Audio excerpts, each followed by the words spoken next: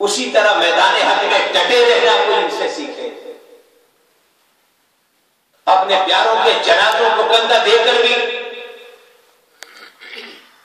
اپنی پشت میں خم نہ آنے دینا کوئی ان سے سیکھے.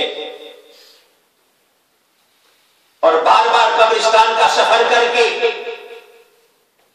شہداء کو ان کے خون سمیت، ان کے خون آلود سمیت قبرستان میں دفنانے کے بعد اس خاموشی کے شہر سے نکل کر پھر سے فتنے اور تشدد و دہشت کی گلیوں میں آ کر استقامت کا پہاڑ بن کر کھڑے ہونا کوئی ان سے سیکھے.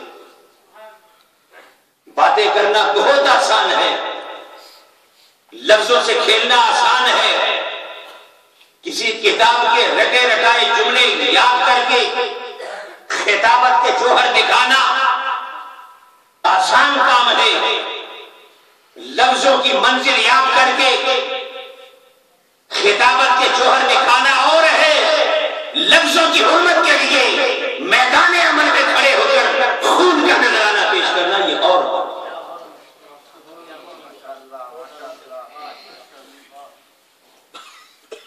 آج ہمارے درمیان وہی لوگ مہمان بن کر آئے، شہیدوں کے سفر کے مہینے میں آئے، جن کا ایک ہی نعرہ ہے کہ لوگوں، جس سرزمین پر تم بستے ہو، جس کا نام پاکستان ہے، کشمیر ہے، یہ سرزمین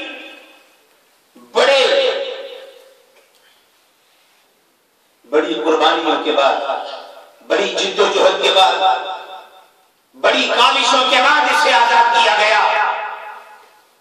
اور آزاد کرتے وقت سب کو کہا گیا تھا کہ یہاں ہر ایک کو اس کا حق ملے گا، سجدہ ریزی کا حق ملے گا، اپنا معافی ضمیر بیان کرنے کا حق ملے گا، روزگار کا حق ملے گا، عزت سے جینے کا حق ملے گا، ماں کی عزت سلامت ہوگی، بہنوں کے دوپٹے سلامت ہوں گے، تمہارے کاروبار کو تحفظ حاصل ہوگا، تمہارے دینی شاعر کو تحفظ حاصل ہوگا.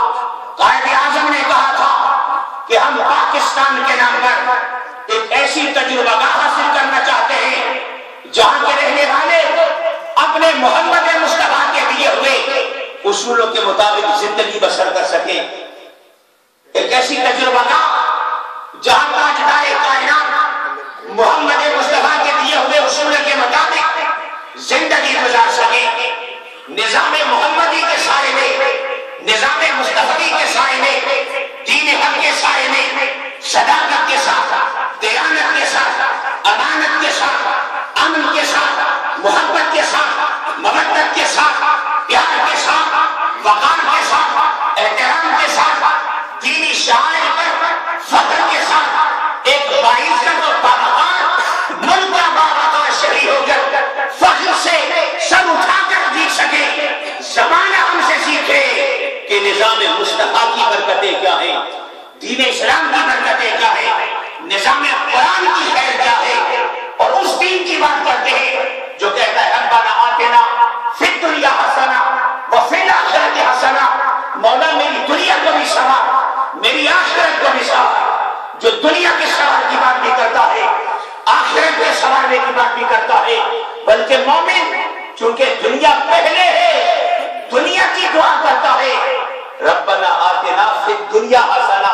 مولا مجھے دنیا میں حسنہ عطا فرما، دنیا میں خیر عطا فرما، دنیا میں امن عطا فرما، دنیا میں عزت عطا فرما، دنیا میں وقار عطا فرما، دنیا میں احترام عطا فرما، دنیا میں عزت عطا فرما، وفی الآخرۃ حسنہ، اور آخرت میں بھی حسنہ عطا فرما.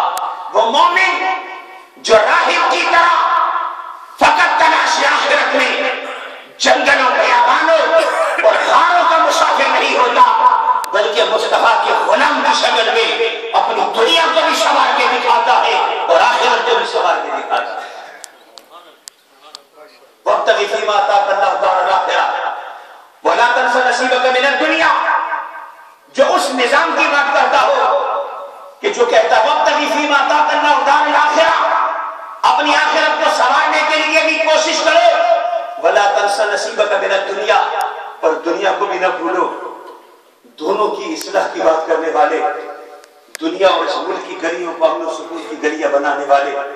اس پاکستان میں آج ہر طرف دہشت ہے، تشدد ہے، جبر ہے، ظلم ہے. نہ ماں کی عزت محفوظ ہے، نہ بیٹی کی چادر محفوظ ہے، نہ تعلیم ہے، نہ مال کی حفاظت، نہ جان کی حفاظت، نہ کاروبار کی حفاظت. ایسے معاشرے میں جہاں گولی اور بندوق سے حق چھینا جاتا ہے، اس معاشرے میں کھڑے ہو کر یہ کہتے ہیں لوگوں خود بھی جیے، ہمیں بھی جینے دو. لوگوں خود بھی اپنے حقوق لو، ہمیں بھی ہمارا حق دو. نہ کسی کے حق پہ ڈاکہ ڈالو اور نہ ہم کسی کو اپنے حق پہ ڈاکہ ڈالنے دیں گے.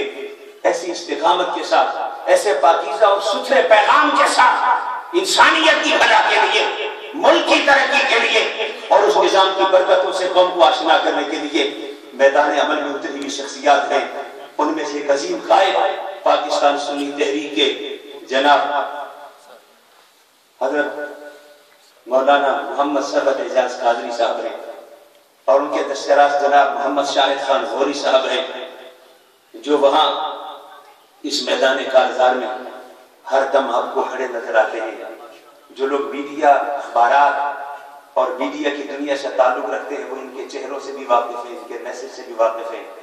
لیکن آج ہماری خوش نصیبی ہے کہ یہ ہمارے درمیان خود موجود ہیں، اور یہاں اس تحریک کے عظیم قائد کے دستِ راست جناب محمد شاہد خان غوری صاحب نے مجھے کہا کہ اس محفل میں چاہوں گا کہ جتنا میرا وقت ہے یا میں نے کہنا ہے، میں بھی اپنے الفاظ، اپنے جذبات کی ترجمانی کے لیے اپنے قائد کا انتخاب کرتا ہوں. تو میں گزارش کروں گا پاکستان سنی تحریک کے قائد، شہداء کے وارث، خون کا نذرانہ پیش کر کے اپنے اس سفر کو جاری رکھنے والے جناب محمد ثروت اعجاز قادری صاحب سے کہ وہ تشریف لائیں